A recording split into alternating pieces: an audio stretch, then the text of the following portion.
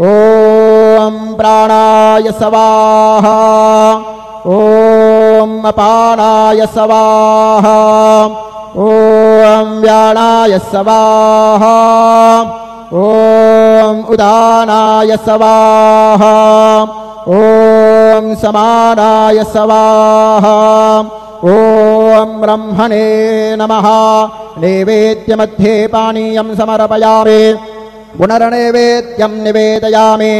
ॐ प्राणाय स्वाहा ॐ अपानाय स्वाहा ॐ व्यानाय स्वाहा ॐ उदानाय स्वाहा ॐ समानाय स्वाहा ॐ ब्रह्मणे नमः।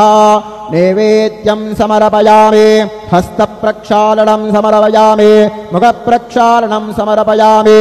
सद्गुरु साईनाथ देवताभ्यो नमः। प्रार्थनापूर्वकं नमस्कारं करोमि। श्री सच्चिदानंद सद्गुरु साईनाथ महाराज की जय।